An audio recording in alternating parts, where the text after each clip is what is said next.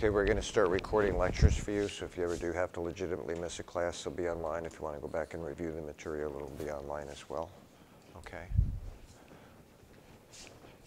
Today we're going to talk about theorists, two particular theorists. Today we'll do one, Thomas Hobbes. We'll do another one. I have you for 2 days, right? Tuesday, Thursday? Yeah, tomorrow is just the one class I need. Okay.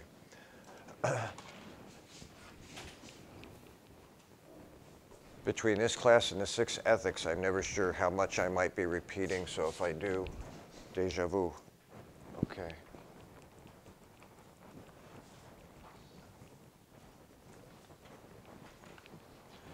For 8,000 years, the world has literally been ruled by just a handful of people: kings, queens, Caesars, pharaohs, emperors, and dictators. And they get that authority from a spiritual source, whether it's Eastern religion, whether it's Western religion, it doesn't matter. We're going to talk about Western democracy in here, so ours is going to come from the biblical foundation, or it can even come from the Koran. It's been understood by all rulers that they have a right to their rule, and their rule includes domination over the world. Not dominion, but domination. It leads to what we call a divine right of kings, that the kings have been selected by some divine presence, divine authority, and they have the right to rule over the world. It's been taken to a point where, and this is historically correct, where whatever they decide is right is right. And if you violate their rules, they have absolute authority over you. I don't know if any of you have seen, and again, because I've had some of you in ethics, I just don't know. And have you seen the last, with Russell Crowe, Robin Hood movie? It's an interesting movie. In the movie, I think it's King Richard is at the Crusades. His, I think, cousin John is in charge of England, and England finds itself in a rock and a hard place. France realizes that England is weak, and France is going to come across the English Channel and attack England. And when the king figures this out, he begs the other kind of sub-rulers in England to join forces with him to defeat the French, so the dukes and the duchesses and things like that. Now, they don't have real power, but they have some sense of power because they've been given something called titles to property. And so they agree that they'll do this under a condition. And this is where Mel Gibson comes to the forefront. His father was a champion for freedom, that the king didn't have a right to rule everybody and make them subject to whatever his whims were. So he gives this amazing soliloquy, this one-person speech, and he says, we'll fight for England, but we want power when we're done. We want you to share your authority with us, not just paper. We want real authority. It's the beginning of what we call a Magna Carta in 1215. And the king says yes. And sure enough, the British defeat the French. And the scene I want to show you comes at the very end of the movie, where all these people who've been promised authority get together, and the king comes out, and he comes out with his queen. Of course, he's got his gold robes on, and she's got her robes on, and they sit down, and the king's going to say something very, very interesting. It's not easy to hear. I'll turn it up as loud as I can without distorting it, and this is going to give you an example of what I mean by the divine right of kings.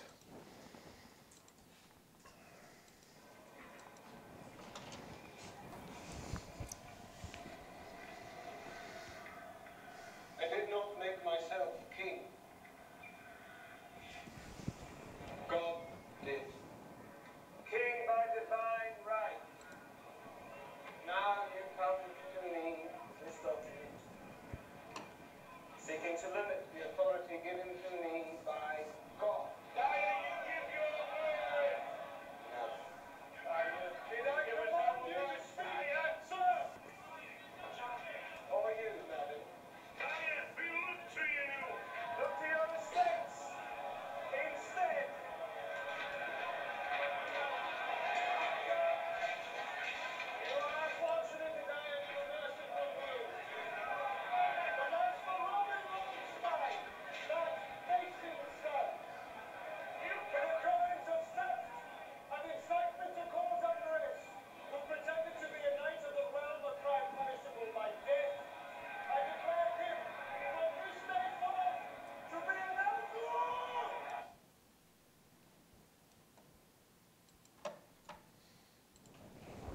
So a little garbled, did you all get that? He's declaring his absolute authority. I did not make myself king, God It's kind of hard to argue with that, especially when you have Bowman at the top and you have other people that are willing to do your dirty business for you. And this is how the world was run. And in many places in the world, probably 80% of the world, it's still run this way. There's some authority, claims some divine right to be in charge, and you do not mess with that authority. In 1698, a gentleman comes by. Have I mentioned this yesterday? John Locke. And he says the king is wrong. He has misinterpreted the Bible. God didn't give one man dominion, he gave all men dominion. All men have a right to rule. And that's not dominate, that's dominion. Because of that, men can no longer be owned by the king. They're not property. They own themselves. So it gives rise to three things. One is self-ownership. The other is self-interest. And the third, according to Locke, is property. Now, Thomas Jefferson got a hold of the property part, and he said it was pursuit of happiness. Property is correct for this reason. Once you own yourself, you can't be owned by anybody else. Therefore, if you own yourself, you have the right to determine the course of your own life based on your own self-interest. And therefore, having the capacity to be yourself allows you not to be the property of anybody else. And when we get in, we may touch on capitalism. I'll get into why property is so important. Locke comes out of a time in England, the English Revolution. It's a horrible time. 200,000 people are killed. And as a result of that, the divine right of king is thrown off, but people aren't sure what to replace it to. There are theologians and there are philosophers in Europe that are beginning to think maybe people should be able to self-regulate. And in doing that, then how do they regulate their common life? We all find ourselves living together in one situation or another. What they're really dealing with is something called a social contract, and that's what we're going to talk about today. How do we establish the rules for social engagement? How do these rules get decided? Up until now, the king, queen, Caesar, pharaoh, and emperor could do whatever they wanted to. They set the rules. If you didn't follow the rules, they had the freedom to take your life. Literally, just take your life if you didn't follow the rules. Now, suddenly, we do not have the divine right of kings. How do we manage ourselves? And there's competing ideas. One is Locke's, that liberty, maximizing freedom was important. That if we have government, government should be of and by the people and for the people. So power goes up rather than comes down. But there's other people competing with ideas, and one of them we're going to talk about today is Thomas Hobbes. I have a short video, about 6 minutes of video, explains Thomas Hobbes' position very well. He makes some assumptions I want to talk about. If his assumptions are correct, maybe his conclusions are correct too. Thomas Hobbes is going to say that people by nature need to be governed. Because in a state of nature, it's mano a mano, it's survival of the fittest. And therefore, they need a strong leader to provide stability.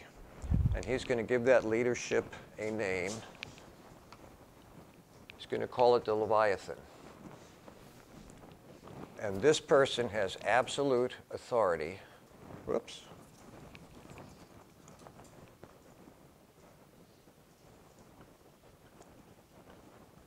But it's not going to be a monarchy. It's not going to be from a king, queen, Caesar, pharaoh, emperor, dictator. He says that this authority is going to come from the people. And he's got an interesting arrangement he wants to make. It's no longer a contract, even though they call it a social contract. For him, it's going to be, and most of us probably don't know what it means, it's going to be through a covenant. A covenant is different than a contract. I'll explain that to you after I show you the video and start presenting the notes to you. And he said this covenant is what makes it possible for the people to invest absolute authority in one figure or a small group of people, as long as two conditions are met. One, the authority has to provide peace, and he has to provide, or she, and has to provide welfare, the betterment of the people. Outside of that, whoever this Leviathan is can do whatever they want to do. They make up the rules and everything, because the rules are designed to make peace and welfare prosperous. As long as they do this, the people must follow. It's an authoritarian rule. But in his mind, it's grounded in the will of the people. And the will of the people is designed to get rid of what he calls a state of nature that's very chaotic and very dangerous. Now, if this Leviathan or authority does not provide peace and or welfare, in other words, if they turn against the people have a right to overthrow them. But the substitute is the same covenant relationship where the Leviathan, whoever the next one is given absolute authority. So it's like a monarchy, but it grounds itself in, quote, the will of the people, who for their own welfare, because nature is so chaotic, it provides stability, they invest this authority in one person or a small group of people, but they must, by covenant relationship, provide peace and welfare so the people do not have to fight amongst themselves for limited resources, for survival, for anything like that. That's basically his condition. So he takes not the divine relationship, but he takes the divine authority and he reinstates it. And he makes this theoretical construct for why that's legitimate. We reject that in the West. And we adopt libertarianism. Not liberalism, not conservatism, not Democrat. That's got nothing to do with it. This is just a philosophy of maximizing freedom, as long as no one interferes with anybody else's freedom. I gave you the word picture for this last Thursday, right? You can swing your elbows as long as they don't contact anyone else's nose. So this is what we adopt, but it's in contrast to that. There's always a tendency to want to shift back to more authority, because the assumption is the more authority, the more control, the more stable things are. Well, that may be true, but what does that do to freedom?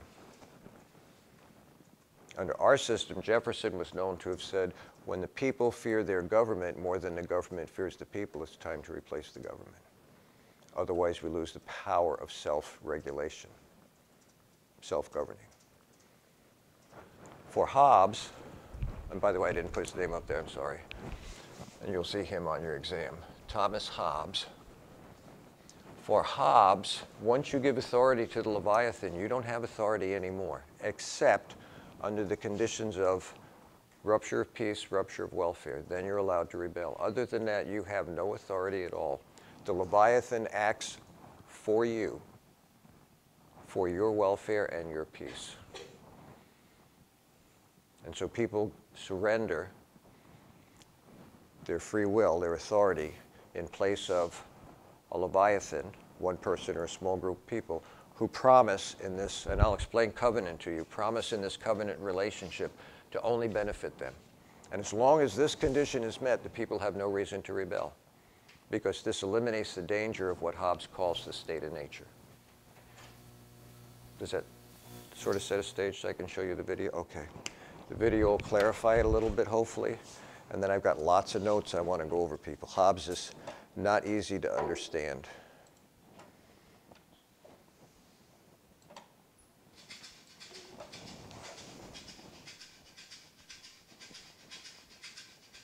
Thomas Hobbes was a 17th century English philosopher who's on hand to guide us through one of the thorniest issues of politics. To what extent should we patiently obey rulers, especially those who are not very good, and to what extent should we start revolutions and depose governments in search of a better world?